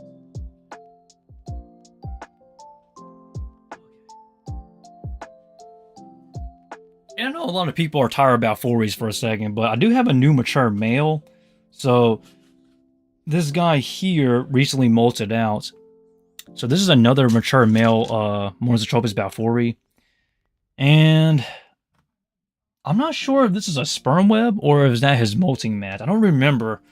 See, this is the problem when you have so many specimens to work with. You just lose information on them and data, but I didn't mark him. I really wish I marked this guy. Huh. I don't have any data on this guy. Oh my god. Okay. I don't know how that happened. I am not happy. Okay, hold up. Okay, so you're siblings with that other female I need to rehouse, that's for sure. I just don't know when or if you made a sperm web. I'll figure it out. I'm so sorry, everybody. I just have so much stuff right now.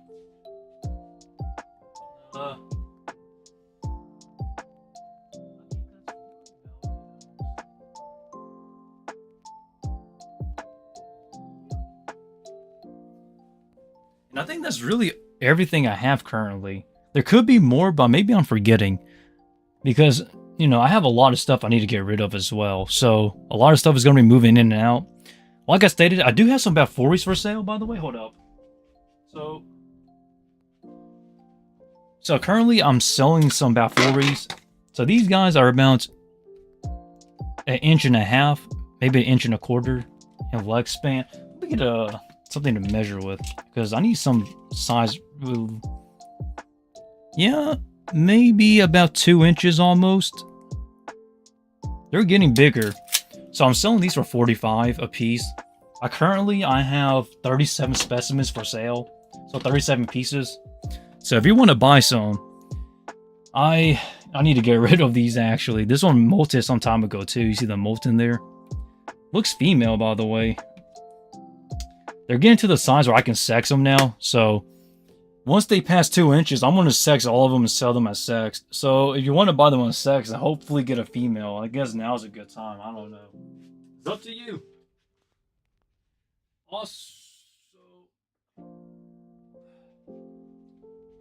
Also, I need help getting selling these. If anybody wants to buy something really dangerous, I guess, or something you don't want to. So for everyone who doesn't want to. If you want something dangerous, please help me get rid of these calciatoms. So all of these are mature females that I have. I have like 20 pieces for sale. I'm willing to sell you each mature female for $50 a piece if you're willing to buy a Stromatopelma calciatum. Just note that these Stromatopelma calciatums have really horrible venom. Like, really bad venom. If you get bit, you're going to be out of commission for a little bit. It's pretty bad, honestly. But the reason why I need to sell them is because I have too many of them. I have all my females I raised from slings, and now they're all mature females. Literally mature. They even lay fake, not fake, but false egg sacs. So, since they lay a bunch of false egg sacs, it tells me that they're mature. And I honestly can't get rid of them because nobody wants to buy them. Just because the fact that, one, they have really bad temperaments. 2, they're old world. And 3, they have some of the strongest venom of all old world tarantulas. And 4, they grow relatively big. So all the females I have that are for sale from my short Matsueda calciatums, they're around 5 to 6 inches already. They're all ready to go, ready to breed. They're doing really well. They're healthy too, by the way, and they're captive bred. No wild caught for them. It's just that I can't sell them because nobody wants something like them, essentially. It's kind of frustrating, honestly, but we just kind of had to wait and see. I do want to show you guys my my Geniculata as well, because she's an interesting case. Hold up.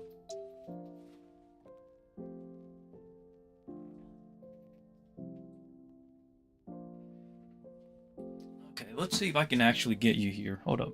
Sorry, little girl. Or big girl. So this is my female here, but she's getting... I'm afraid she might be... I pray. I know it doesn't look like it, but there's a possibility she might be gravid again with the second egg sac coming. And I pray to God she does not lay a second egg sac. So...